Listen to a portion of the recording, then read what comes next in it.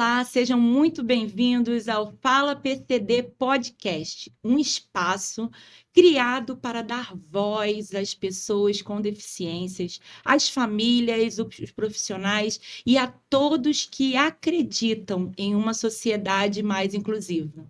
Eu sou Viviane Rodrigues Silva, pedagoga, psicopedagoga, professora e estudante de psicologia. Mulher autista nível 1 de suporte, e este espaço nasceu da minha experiência pessoal, depois do meu diagnóstico tardio, onde eu percebi o quanto ainda precisamos falar mais sobre inclusão, informação e respeito às pessoas com deficiência. O Fala PCD surgiu justamente com esse propósito: abrir o diálogo, compartilhar conhecimento e dar voz às histórias que muitas vezes ficaram invisíveis. Aqui nós vamos conversar com profissionais, nós vamos conversar com educadores, famílias, especialistas e pessoas que estão fazendo a diferença na construção de uma sociedade mais consciente e mais acessível. E para começar esse projeto de forma muito especial, hoje eu tenho a alegria de receber alguém que tem contribuído de forma significativa para ampliar o debate sobre o autismo na nossa cidade.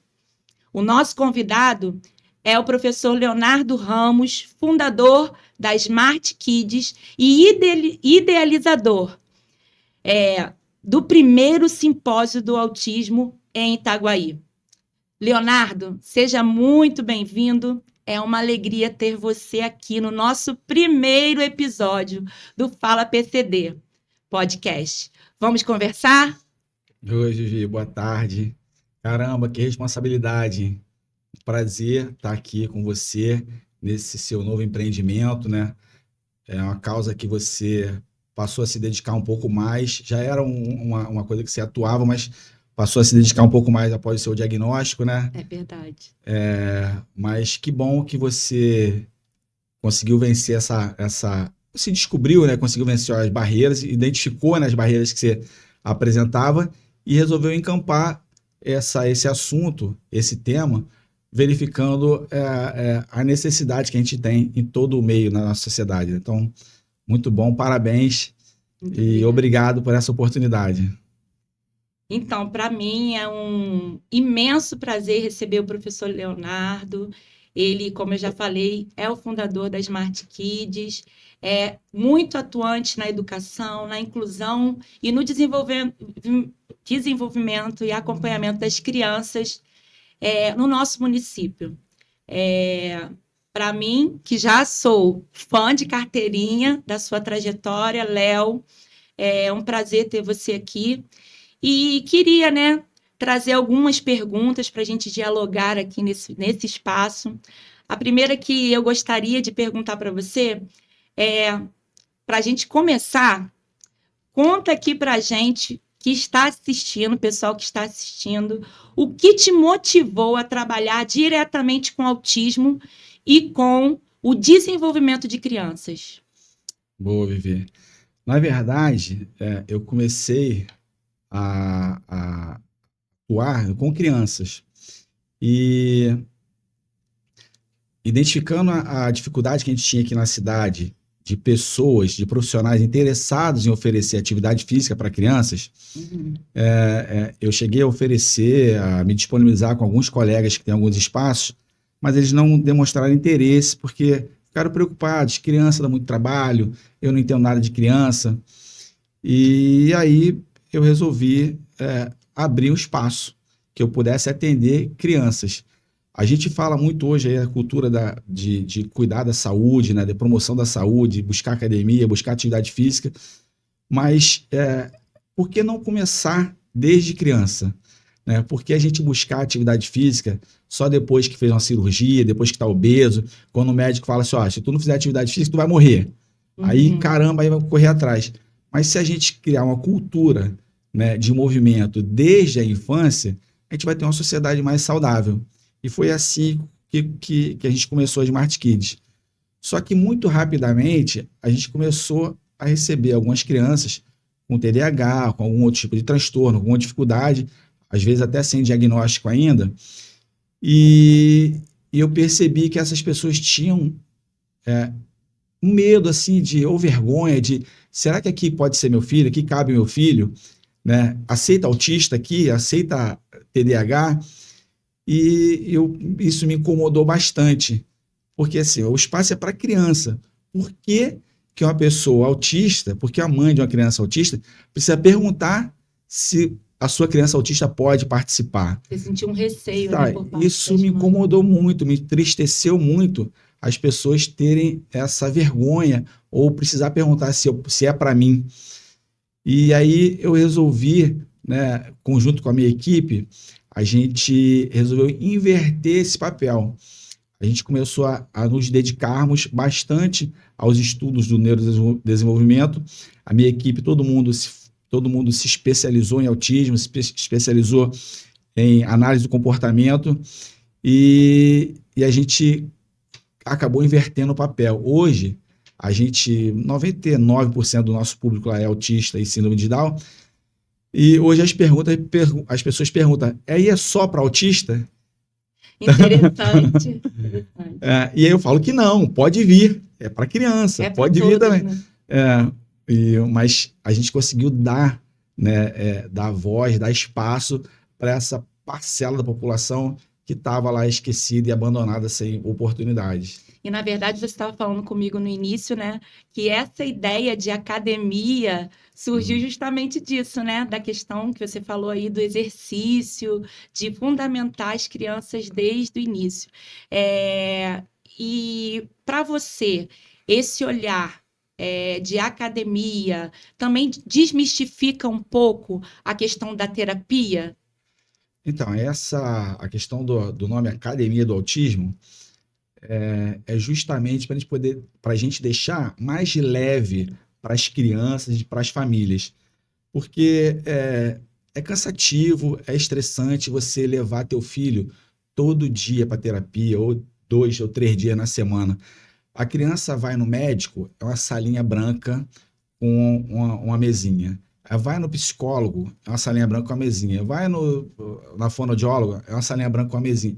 Para a criança é tudo médico, a criança não está indo, ela está indo, é chato, de forma geral, né? E a gente, lá na Smart Kids, que é um espaço amplo, tem salinha? Tem, mas a gente privilegia utilizar o espaço mais aberto, a área natural. E para a criança isso é mágico, a criança quer estar lá. Então, quando coloca o nosso uniformezinho, quando a mãe coloca o uniforme, ela já fica do Smart Kids, Smart Kids. Então, assim, ela com esse desejo dela estar lá, ela tem mais engajamento nas atividades que a gente propõe.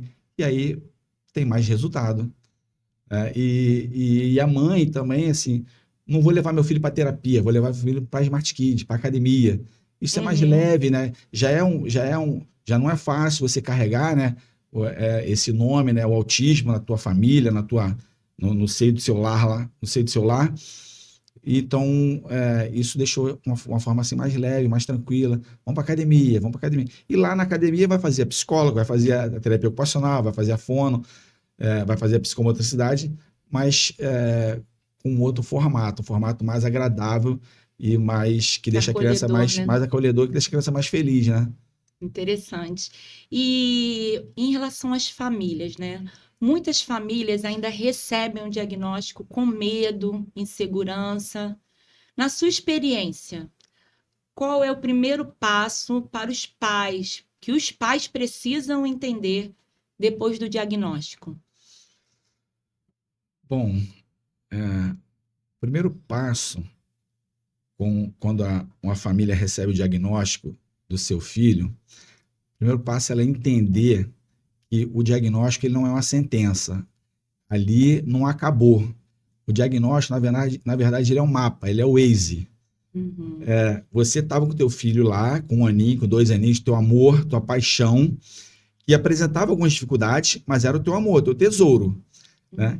E aí, você buscando um médico, para entender o que era aquilo que ele estava apresentando, você chegou no diagnóstico. Caramba, agora descobri que meu filho tem autismo. É um mapa. Agora, assim, para onde eu vou? Então, isso vai te conduzir, né, a você, o teu tesouro, o teu amorzinho. Agora você sabe o que você tem que fazer para poder corrigir, ajustar, recuperar aquele atraso que ele apresentava. Não é fácil aceitar, né? Não é fácil você idealizar aquela tua criança, aquele teu amor, aquele teu príncipe, e você chegar num diagnóstico. Mas ele continua sendo aquele mesmo antes do diagnóstico. Se isso está te trazendo dor, né, você já sabe o que é, rasga esse papel. Não precisa do papel. Você vai buscar o tratamento, buscar as terapias que seu filho precisa desenvolver para recuperar o atraso e ter uma vida digna, ter uma vida com autonomia e independência.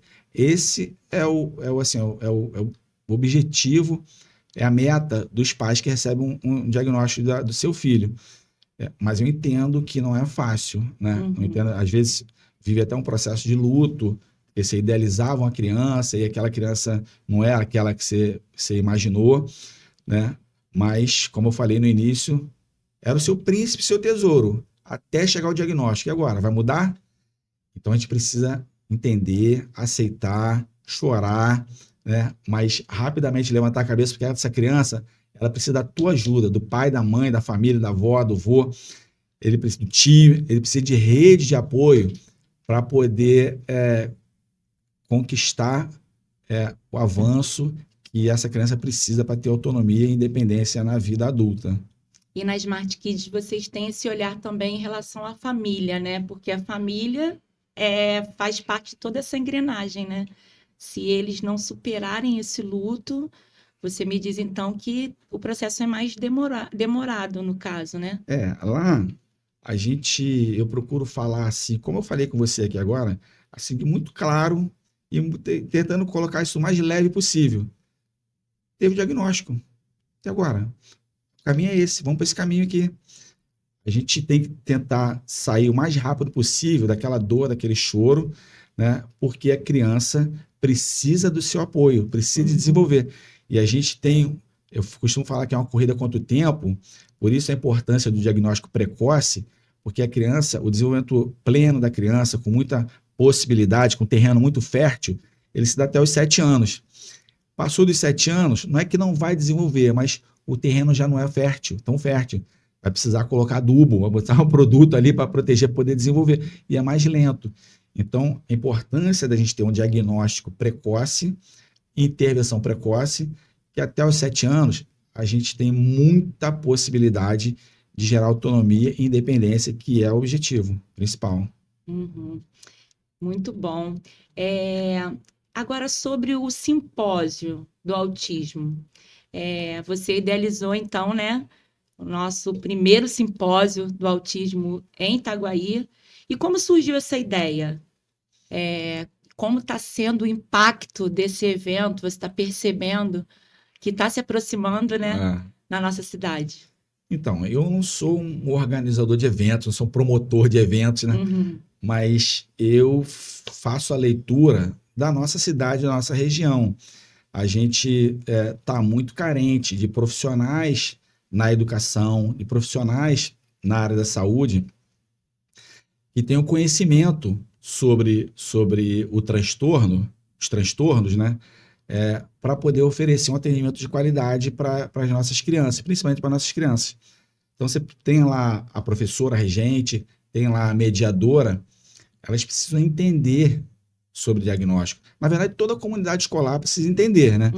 Mas a gente pode dar um tom de prioridade, a professora, a regente e a mediadora. Elas precisam conhecer sobre transtorno.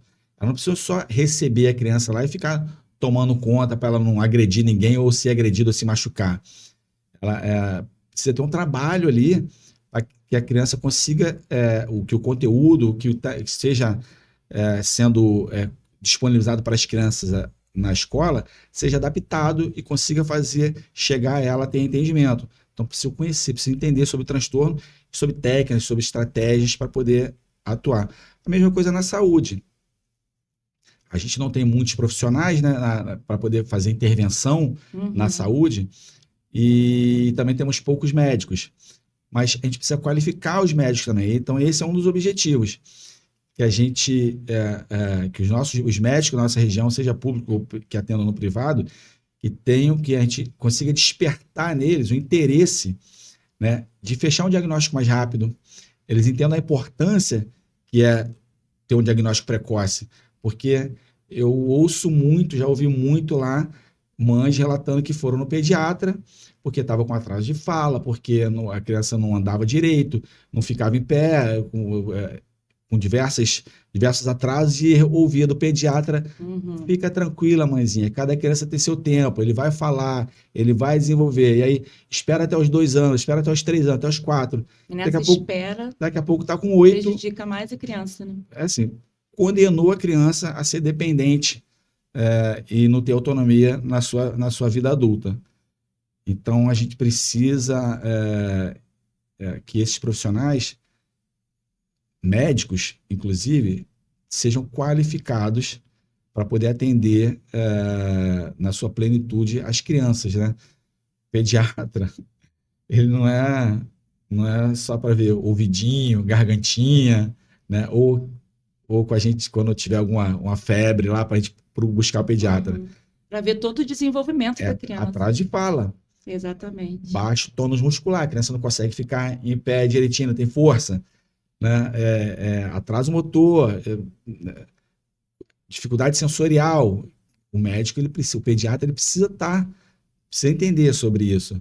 Então, a ideia do simpósio é a gente conseguir, né, contribuir um pouquinho com a nossa região, com nossos profissionais, né, com familiares também que estejam interessados em participar, para que a gente consiga, né, logo após o simpósio, na segunda-feira, a gente consiga ter energizado toda essa galera para poder acolher, receber e intervir melhor na semana seguinte. Infelizmente, recentemente, nós tivemos uma fala infeliz de uma profissional de educação, dizendo a respeito que o autismo virou moda, tem repercutido muito nas redes sociais, e eu acredito que essa fala aconteça justamente por isso, pela falta de capacitação profissional, dos profissionais como um todo, profissionais de educação, da saúde, porque acabam achando que uma crise de uma criança autista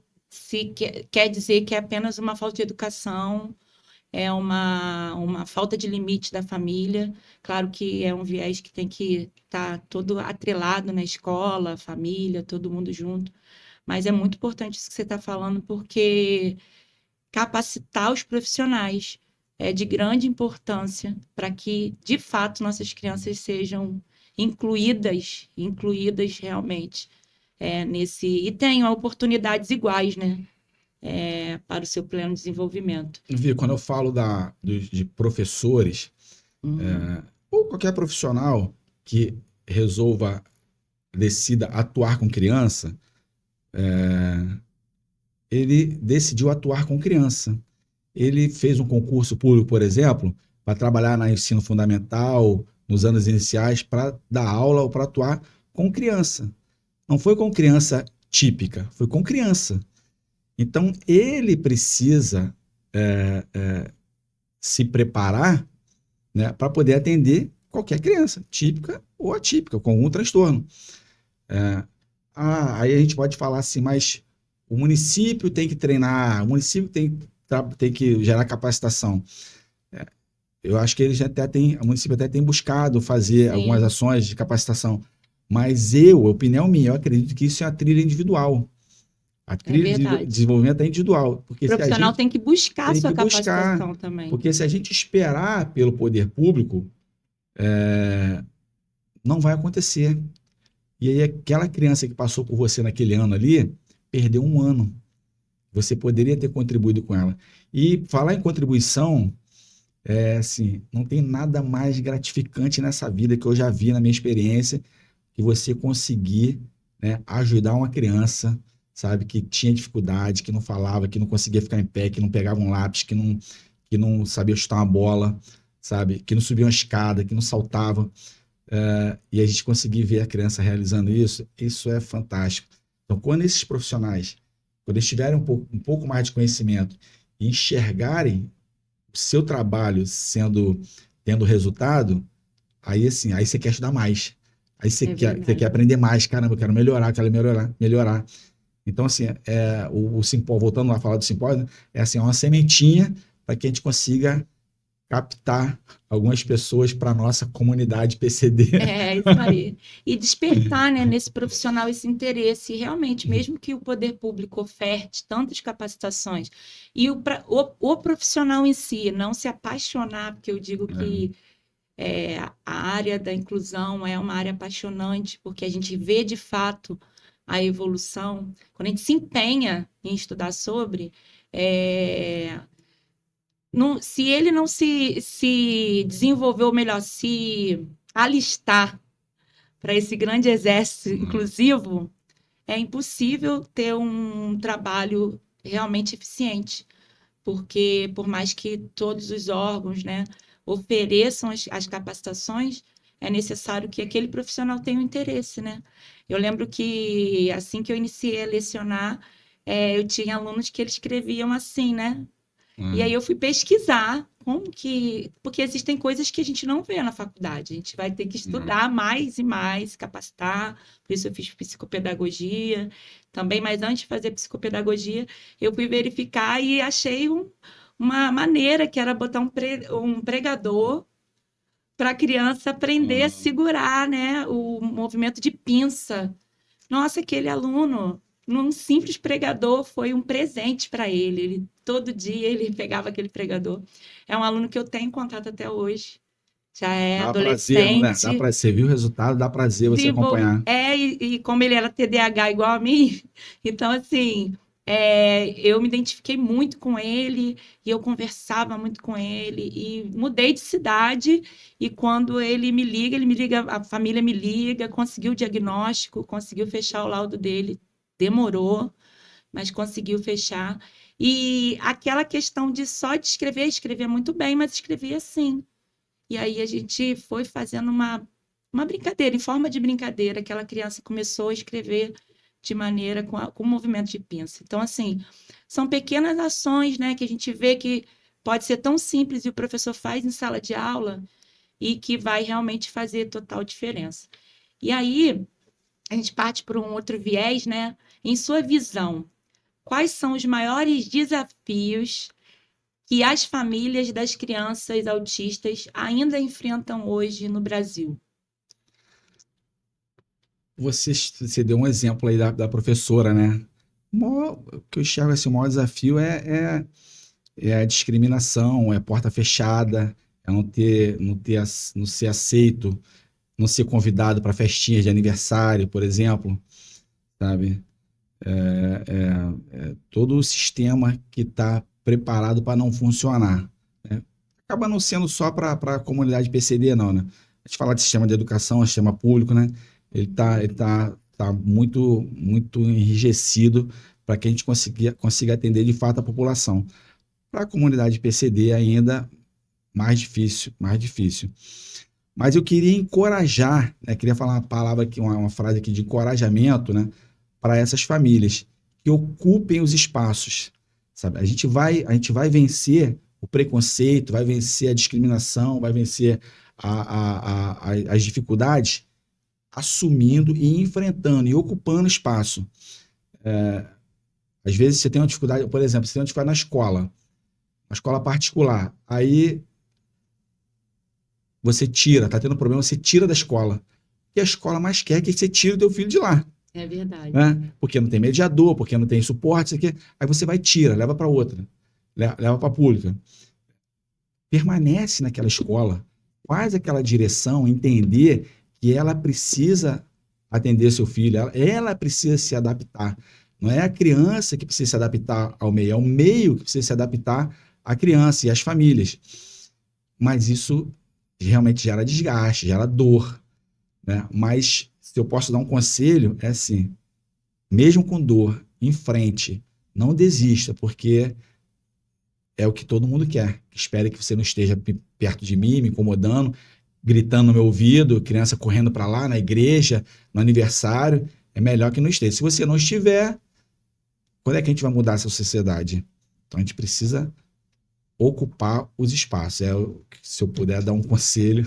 E você falando isso me faz refletir até em relação ao diagnóstico tardio, porque no meu caso algumas pessoas me perguntam porque tem gente que tem o diagnóstico de autismo tardio e não se posiciona, não falam, optam por guardar o seu diagnóstico, não é obrigado a expor. E desde o momento que eu tive o meu diagnóstico, mesmo tendo luto, tempo de luto, eu decidi realmente ganhar o meu espaço, porque não é só meu, é da pessoa com deficiência, é da mulher autista, que muitas das vezes foi invisibilizada durante sua vida, durante seu desenvolvimento.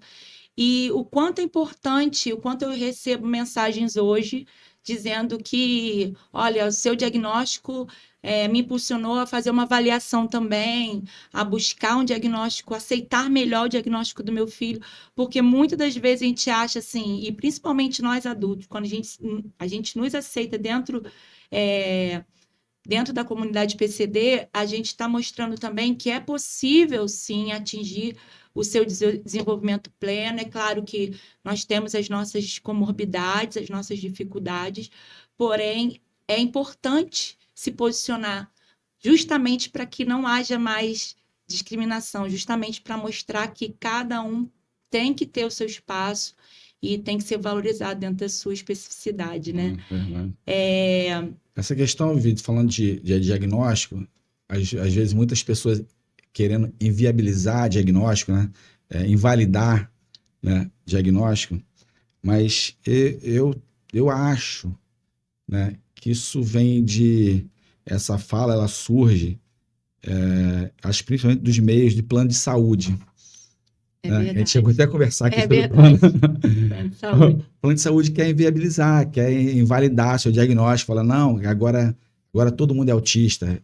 Eu já ouvi várias falas, sim, sabe? Porque tá mexendo com eles lá na questão financeira. Verdade. E não é todo mundo autista, nem todo mundo tem um pouquinho de autismo, né? Essas falas não são corretas. Mas quem é autista, quem tem transtorno, precisa ter os seus direitos preservados e atendidos, seja no público ou seja no particular, através do plano de saúde. Então, eu acho que essa fala começou a partir de lá, sabe? É verdade, é verdade. E as pessoas, às vezes, conseguem invalidar os diagnósticos, principalmente o do adulto, em relação ao das crianças, porque os sinais, por isso, é um espectro. No adulto, é muitas das vezes, muito diferente da criança. Porque o adulto aprendeu a se adaptar, a se invisibilizar durante toda a sua trajetória. Treinou, no caso, nós mulheres que usamos muito masking, a gente treinou a vida toda. Eu lembro que eu treinava, exercitava como que eu ia falar com as pessoas. E muitas das vezes falava de forma equivocada e ficava remoendo aquilo. Então, o que acontece? As pessoas elas insistem em tentar invalidar o diagnóstico dos outros. Mas, por exemplo, eu até vi um vídeo outro dia, se alguém fala assim, eu tenho pressão alta, que não é uma doença, o autismo é um espectro, é uma neurodiversidade, mas ninguém fala assim, me mostra seu... eu tenho uma pressão, me mostra sua medição de pressão, né? Ferição de pressão, ou me mostra a glicose, me mostra seu teste glicêmico, para eu ver se realmente você é diabético. Mas quando as neurodiversidades que são invisíveis, as pessoas insistem em validar. Não, mas eu sempre te conheci assim, mas não sabe os momentos que a pessoa teve uma comorbidade em relação no meu caso, uma ansiedade, uma síndrome do pânico gerado de muito estímulo e que durante muito tempo eu até espiritualizava, achava que era alguma coisa espiritual e que não foi resolvida na esfera espiritual, porque já era algo neural, que estava ligado ao meu desenvolvimento neurológico. Então, assim, é importante a gente saber dessa questão também. E as pessoas fazem com a criança também o sentido da invalidação assim, mas seu filho não tem cara de autista. como se tivesse cara de autista, né? Cada um vai ter uma maneira diferente. Eu vou te perguntar aqui, fazer um bate e volta rápido. Vamos ver. Não, antes disso, eu quero te perguntar algo, Leonardo. Ao longo da sua caminhada, trabalhando com crianças atípicas, houve algum momento especial ou alguma história que marcou profundamente seu coração e fez você ter mais certeza da sua missão? Tem vários, né? Mas vou falar de um aqui que ele mostra e deixa claro assim, justamente que a gente precisa, que aquilo que eu já falei aqui, que o meio precisa se adaptar à criança, ao indivíduo, não o indivíduo se adaptar ao meio. É muito mais difícil. Uma criança autista, ele tem que se adaptar na escola. E a gente recebeu uma criança lá na Smart Kids de 3 para 4 anos e ele ficou, a mãe colocou ele lá com a gente, matriculou ele, ele ficou lá durante 3 semanas. A gente não conseguia fazer nada com ele. Colocava a mão nele e ele ficava rodando assim, passando a mão no muro, rodando. E a mãe chorava, não adianta, meu filho, Leonardo, ele não vai evoluir, ele não tem jeito. E eu tinha uma sala lá que a gente guardava as coisas, os materiais, né? E aí eu falei assim, caramba, eu vou abrir essa sala para ele. E aí eu fiz uma reforma nessa sala, tirei tudo de lá de dentro e coloquei lá 2 ou 3 elementos e a gente levou essa criança lá para dentro, para essa sala. Era muita coisa que estava sendo estimulado, chamando ele a atenção dele, ele não conseguia focar em nada. Levamos ele para a sala, o moleque voou. Olha. O moleque voou em 3 meses após essa ação, o moleque tava falando sovaco. O moleque não falava nada, assim, fala 3 sílabas, sovaco, sabe? Uma coisa fantástica, que emocionou todo mundo lá.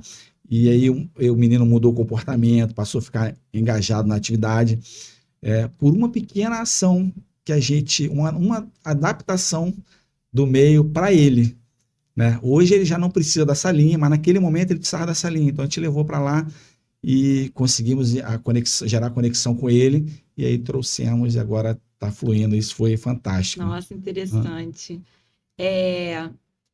Você também convive diariamente, como eu falei, né, com pais cansados, né? Todas as vezes sem apoio. E o que você costuma dizer para um pai que acabou de receber esse diagnóstico, o seu chão desapareceu, uma mãe como essa que estava lá chorando? O que você costuma dizer para eles? Eu falo que tem tratamento, que tem jeito, que você não pode desistir. É o seu tesouro, como eu já falei, né? É seu amor, sua paixão. Se você se entregar, se você não se movimentar, se você não derrubar as barreiras que tem na tua frente, você está condenando o seu filho a ser dependente de você a vida inteira. Porque a intervenção é fundamental na vida de uma criança, na vida de uma pessoa que tem algum transtorno. Então, eu tento sempre encorajar. Não desiste, conta comigo, me coloco sempre à disposição. Se tiver que ficar 1 hora, 2 horas conversando, eu fico, né, com a família, para que ela saia dali entendendo tudo sobre o transtorno, o máximo que eu conseguir passar de informação, e orientando como ela deve fazer em casa. A gente realiza as terapias lá, né? Mas ajuda, orienta, poder o que deve fazer em casa, né? Ampliar, né, a terapia para casa, para o dia a dia. É mais ou menos isso, encorajar e não desistir, porque é a vida do teu filho que está em jogo. E aí agora a gente vai para um bate e volta. Ixi. Vamos lá. Defina autismo em uma palavra. Caramba. Caramba, em uma palavra. Tem que ser rápido assim. Eu não sei como as pessoas podem entender, mas hoje, assim, é minha paixão de estudo. Muito bom, muito bom. Uma qualidade que você mais admira nas crianças autistas? Inocência, sabe? Carinho. É verdade. Um desafio que ainda precisa ser mais discutido no Brasil sobre o autismo. O reconhecimento, né, do diagnóstico e a ampliação, né? E ampliação de equipes para poder auxiliar no diagnóstico precoce, que é fundamental para a vida desse indivíduo. Verdade. Uma palavra para descrever o simpósio do autismo em Itaguaí. Palavra para o simpósio, acho que mudança. Perfeito, perfeito. E antes das considerações finais, queria que você falasse um pouco, né, sobre, se você puder já dar esse spoiler para a gente, quem são esses palestrantes que estarão no simpósio, como a gente faz para fazer as inscrições, deixar esse espaço aqui para que você anuncie aí o simpósio para a gente, que eu também ainda não fiz a minha inscrição, então quero estar lá. Então, a gente já falou sobre o simpósio, que é uma possibilidade da gente disseminar conhecimento, né? Trazer profissionais que já estão testados e aprovados aí no cenário nacional e também mostrar para as pessoas, disponibilizar de que o autismo ele tem algumas limitações, as pessoas com autismo têm algumas limitações, mas elas podem chegar em qualquer lugar. A gente vai ter a presença lá da Carol, né, da página Autizando, que é uma mulher autista, que já esteve lá num grau, né, já foi grau 3 ou 2, né, e hoje ela é nível 1 de suporte e assim, está terminando a medicina, então assim, é uma mulher quase médica, ela tem uma página que ela fala bastante sobre a vida... Também é formada em odontologia. Isso, me fugiu a memória, já é odonto, e ela fala bastante do dia a dia, das dificuldades, mostrando a dificuldade da vida real, mas tem dificuldade, mas tem possibilidades. É verdade. E a gente vai trazer também a Natália Oliveira, que é uma profissional de educação física, fisioterapeuta, especialista em autismo e desenvolvimento infantil. E, assim, para mim, é a maior especialista do Brasil para falar sobre desenvolvimento infantil, sabe? E com uma capacidade, uma didática que qualquer pessoa vai entender. Todo mundo vai estar no mesmo nível, né? Pela capacidade dela, de que ela tem de explanar e falar sobre os assuntos sobre desenvolvimento infantil. Então, acho que vai ser demais ter elas duas. A gente vai ter o professor João, que vai falar sobre inclusão. A gente vai ter uma médica também, que vai falar sobre intervenção precoce. A gente vai ter a doutora Larissa, que é a subsecretária de saúde do município, que vai falar um pouco lá sobre como está o serviço público, né? Quais são os planos, os planejamentos para a gente conseguir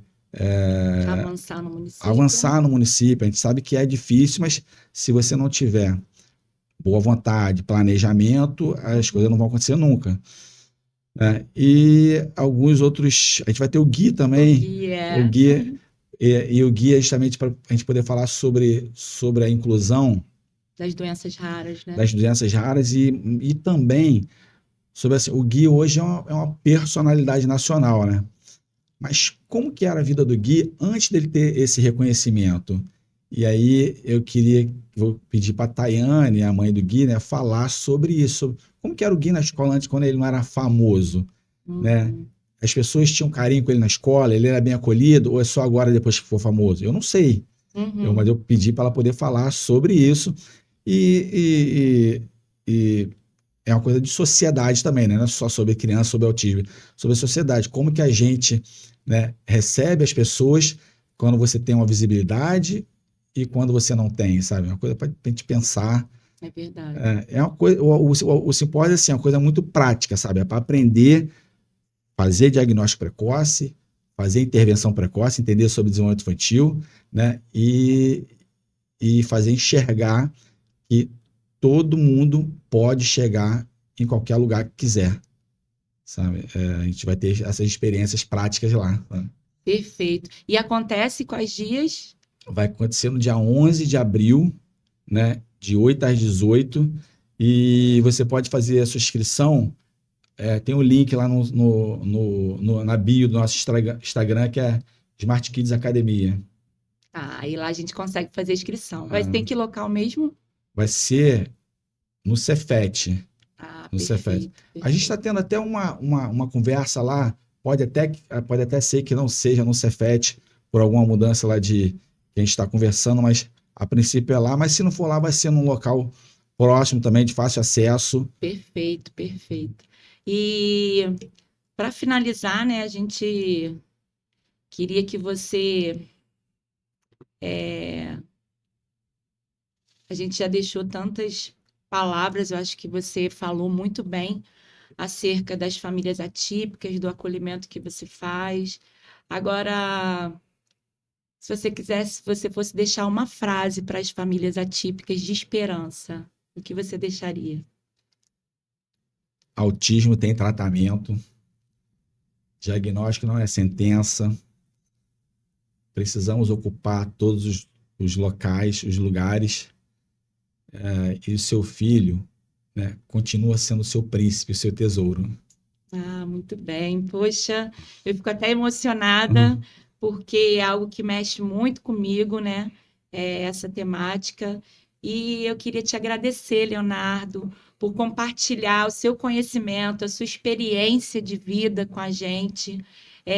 Essa conversa aqui, eu tenho certeza que vai atingir muitas pessoas, muitas famílias vão começar a entender como a informação e o apoio fazem a diferença, total diferença na caminhada.